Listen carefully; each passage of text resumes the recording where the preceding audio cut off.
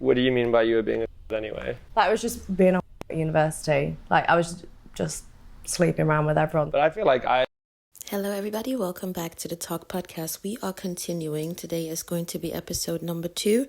And this is more or less where we stopped in the first episode. And I added more clips. I will keep adding more clips. So different viewpoints that I want to address. I know of a lot of girls who have done that at university, but then haven't gone on to become OnlyFans stars. Yeah, 100%. I mean, I just was like already very, not proud, like very just okay with doing that. Like I've just always had quite like a sexual nature. Yeah. Now, that is a good argument, given that I talked about the, correlation between the teachings in university campus, the lifestyles, all that thing that I addressed beforehand. It is a great argument to say, well, there are so many other girls who go to uni and they don't turn out to be promiscuous in this manner and, start an OnlyFans account and start selling their bodies and even go further into what you're doing. And I'm sure we've all kind of come in touch of known someone, or maybe even now still know someone who's just, more open-minded, more free with their sexual experience or sexuality. They are not, maybe we all know that one person who just doesn't want to do commitment and they rather date around, and we get that. But this is a bit of a different grade, if I can say it that way. It's just different to me. Now, I am biased to this because I'm going to be honest, I am judging it because I cannot tell you why right now. Maybe I'll figure it out later. You're seeing I'm just stumbling. But the reality is, the truth is, I am biased to this. I'm judging it. So the interviewer, let's talk about him real quick. He's doing a great job, okay? I guess it's tough being an interviewer because you need to go into that whatever, knowing your opinion needs to stay on the other side, right? You need to be, or put yourself in a place of not being judgmental so that other person can actually tell you the truth and feel comfortable. And another thing that I must say is he is purposely making her comfortable. I'm just putting that claim out there, but I guess that's the normal thing, how you are going to present yourself. If you are the interviewer, you're going to choose certain language that will make that person feel less judged. Does that make sense? But we're not here to do that. I'm not here to bash her. I've said that already. But also, I just want to be very honest on what I think about this, because I disagree hardly with the sugarcoating of these kind of lifestyle. I think we are not addressing enough the danger that is involved in this kind of lifestyle. We are not talking about the mental illness that these women and men who tap into this lifestyle are facing, the traumas, all these things, right? And also the harsh reality of it's not true. Not everyone is making big banks, because she said that she loved it and she realized she can make a bit of money. And when she started doing this, it was like, oh, I just want to get a drink here and there, go partying, pay my Uber, whatnot, okay? Now, I must say that most young women, if they are looking for a bit of pocket money, they would go and do something completely different, right? Bartending, being a server at a restaurant, working with kids, maybe something like that, or taking out the dogs if you're a pet lover, something like that. And even those who think that they are a bit more extroverted in their sexuality are not necessarily going to go down this route. So I'm thinking and asking myself, yes, you may have been very open sexually, right? And that's not anything that anyone can judge. But to me, it sounds like there is more behind this. What happened in your adolescence, or even who were your influences in that time where you actually developed the interest of, oh, now I want to start dating, now I'm interested in the other gender, all that good stuff. Something is off. I just thought I might just make like a couple £100, can get a few rounds of drinks in, stuff like that. Just helps me out a little bit while I'm at university. Sure. I didn't think it would turn into like my whole career. But I think as soon as I started on the platform, I kind of realised, I guess, how much money you can make, and also just how much I loved it. 9 payroll members of staff. Yeah. You are a businesswoman. So now quickly addressing another point that I found myself being a bit biased, the career, how to call it, is it a career? I still really struggle. To me, it's not a career. But is it a business? I guess it is a business, right? It is what it is. It is her business. I do not have to agree with it, okay? But for what the idea of business stands for, what she's doing, it is a business. I just have to take it just doesn't suit my moral standard. That is the thing. Because there are so many other businesses out there. They are doing things that I also wouldn't agree with. And those are known businesses. So I just had to be very clear, the top podcast, accountability, all that good stuff. Sometimes to make these reviews or reactions, it's difficult because you are going to I catch myself putting my personal point of view into this, which it is actually what I'm trying to do, right? That is the main thing. I want to share my personal view. But sometimes with certain topics, or you're just human. So let's get that clear. It is her business. I just don't agree with it on a moral standpoint. Like I'm sure so many other people out there know certain businesses that are running and we just don't agree with them, but yet they are a business.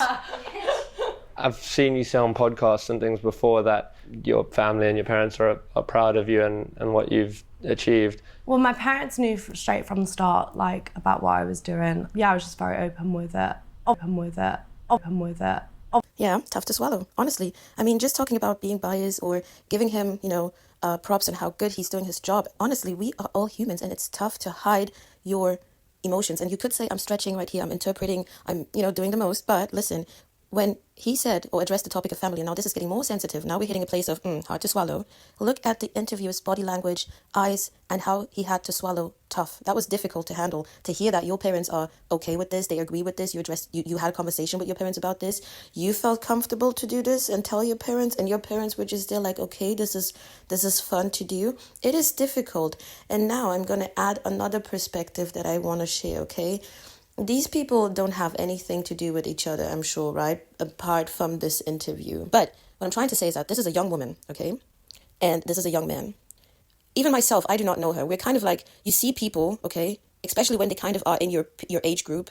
And you either feel bad for them, you can empathize, or you sympathize easy with them because you can kind of put yourself in their situations. You more or less have the same life, if that makes sense, same interest. Or even in this dynamic, I don't know if he has a sibling who's a female, who's a girl, but this could be looking at her and thinking, oh my God, if this was to be someone I cared for, like a sister, a cousin, what is going on? I'm sorry, I'm stretching, but that was the look that I caught. It was, I care for you. Really, is this what you're doing? And now one last thing, right? Because I have said something on my podcast that had to do with how judgment or shame is not always a bad thing, right? Please don't get me wrong. I will talk about this in a different episode intensely to make it more clear. But, sometimes when we react in our human nature with, a shocked reaction, it is not because we want to make you feel bad. It's because we are thinking of all the bad things that could possibly happen to you. And that if people care for you or just, they just know the outcome, they wouldn't even wish that on themselves. They would tell you, ooh, don't do that. Don't go there. They would react in a way that we would call, judgmental, shaming, and it goes down that road. But you have to sometimes sit and think, where is that reaction motivated from? Does that make sense? I hope. Well, my parents knew straight from the start, about what I was doing. Yeah, I was just very open with it. Obviously, at the start, they were a bit apprehensive because they want me to be safe and they want me to make good decisions and stuff like that. I just think I can't hold myself back and do something that I'm scared what other people might think.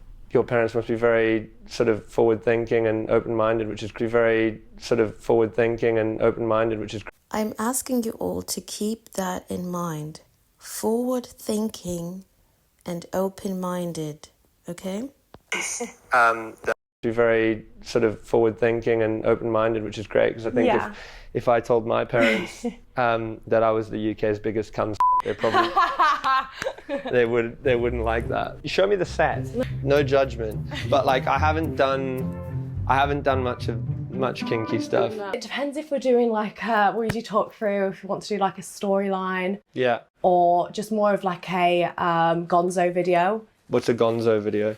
Just normal, the actual part. I'd rather do it like this where I prop it up, or like have my assistant film it for me, because then you can usually get a bit better angles if like someone else is moving it. And that's not like awkward, like having her film it or anything? No, not at all. This is like my toy drawer. Okay. I'll get some out for you. You'll be shocked as to what goes up my ass. I'm afraid that's... Well, I guess some of you out there are now interested in what is there more to see. Well, unfortunately, or actually, I guess that's a good thing, you will not get that much to see on my channel. You really have to go and dig deeper yourself. To each their own if you're interested. As I said, the documentary is on YouTube as well.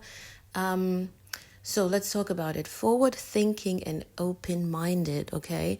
I am not claiming that that is what this interviewer is standing for necessarily, or, you know, it's just a phrase, okay? But what I'm trying to make people understand is this particular mindset is out there actually, okay? We call certain things that we know are actually tapping into dangerous behaviors, and we will call it nowadays forward thinking. We would use words like progressiveness to turn out certain ideals that are actually really sketchy, if you want to put it that way, okay?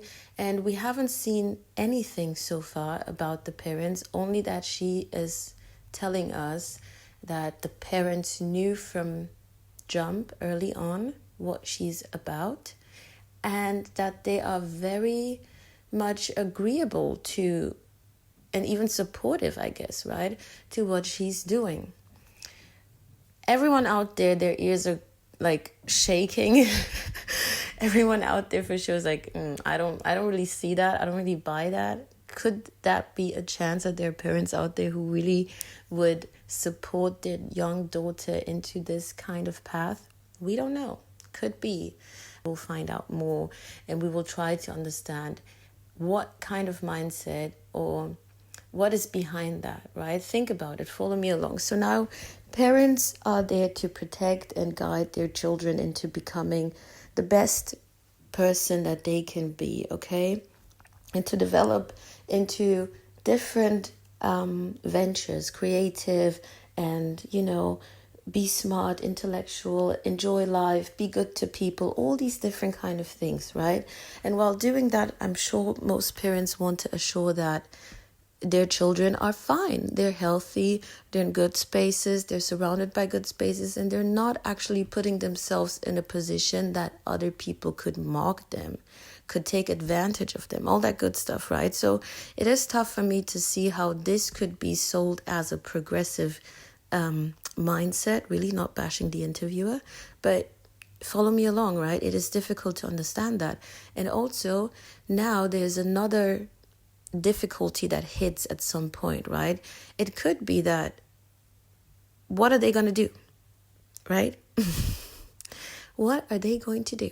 Imagine the whole situation is, we don't want you to do this, we never wanted you to do this, and now you are a certain age, you're going to do what you want to do. Who knows? So we are going to find out. For me, it's very, very difficult to just sit here and say, yeah, sure, your parents wanted you to do this. If that is the case, then we are going to figure out what the dynamics are in that families. Because you see, it happens. Actually, it just came to mind. It happens. There are some situations where, yeah, some families would look away and let their kids do the worst just because it turned out that whatever they're doing is bringing more in than just $100. It's bringing thousands of dollars. It's, you know, there are some people who would actually turn their children into a cash making machine. They would support it. It just came to mind. There are stories like this.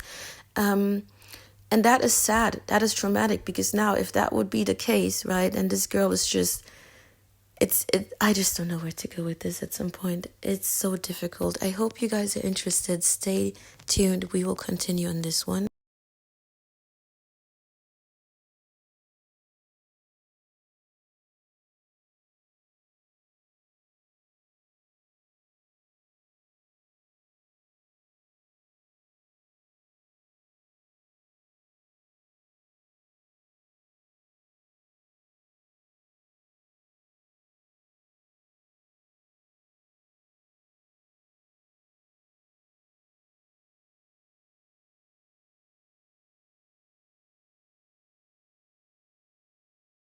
finish the degree or not. But this is the choice now? This is the choice now?